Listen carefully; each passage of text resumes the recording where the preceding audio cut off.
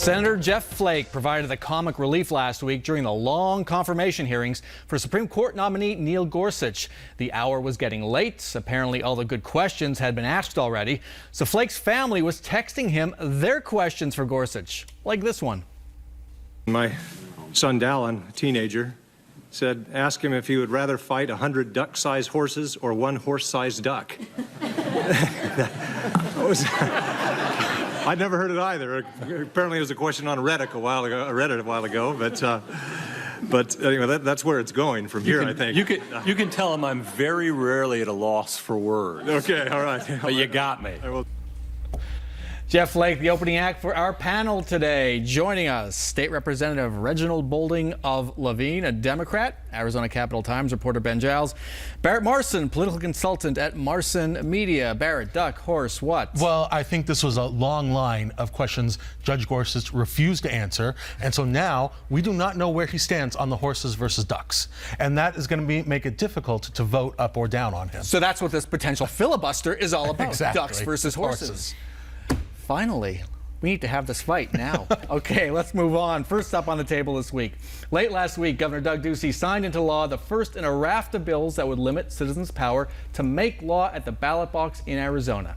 Ballot initiatives get on the ballot only with hundreds of thousands of citizens' signatures gathered by paid petition circulators. The governor signed a bill that outlaws payments for each signature they get. Instead, petition circulators would have to be paid by the hour, a far more expensive proposition. The bill also makes it easier to go to court to block an initiative. Barrett, this might not seem like much to folks out there. Okay, so you pay them by the hour instead of the signature. Why is it a big deal? Well, it is a big deal, but we also have to remember that it's important that people understand, once an initiative passes, if there are problems down the road, the legislature cannot change things, or it's very difficult to change things. So initiatives should be rare. They should be well thought out. So I don't have a problem with making it a little bit harder and making sure there's more thought put into an initiative before it goes to getting signatures. It will make it a bit more expensive, but it will not block access to people who still want to get on the ballot. Okay, will not block access. Reginald Boulding? Yeah, let's be clear. What this does is it makes it more difficult for individuals to put up initiatives that the legislature has failed to act on. When you look at minimum wage, when you look at, Prop 301, payday lending, the legislature has failed to act in so many different areas that voters have said,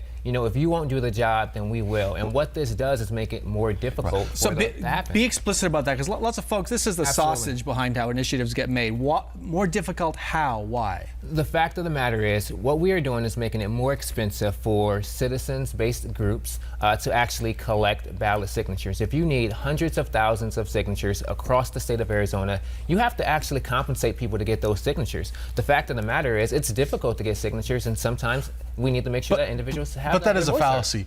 There are no citizen-based initiatives anymore. Those citizen-based initiatives cannot make the ballot because you do have to collect about 200 to 250,000 signatures to get something on the ballot.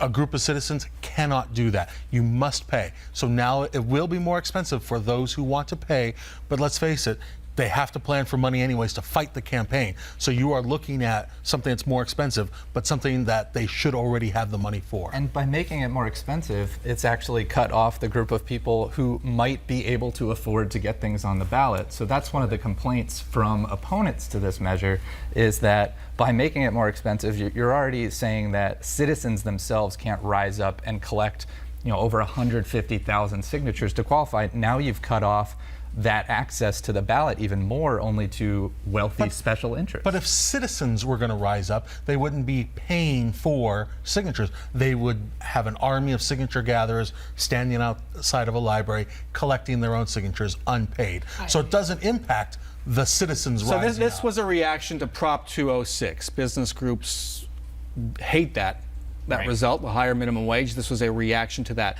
Would this law or bill, if it had been in effect, would this have stopped block Prop 206 from getting on the ballot? I- or the marijuana, or legalizing marijuana, that initiative? I don't think it would. I think it would have made it more expensive for these groups to collect signatures. One thing that's conveniently left off is that candidates can still have paid circulators, and if we want to make sure that Paid by the signature. Paid by the signature. If we want to make sure that there's no fraud, then we should have made it expansive to include candidate signatures as well. If that's something that this legislature didn't do. You know, Graham, I think if it cost another $200,000 or $300,000, marijuana, which I worked on, and minimum wage still would have qualified for the ballot. All right, got to end it there. When we come back, the governor said schools could spend the billions of dollars in Prop 123 money with no strings attached.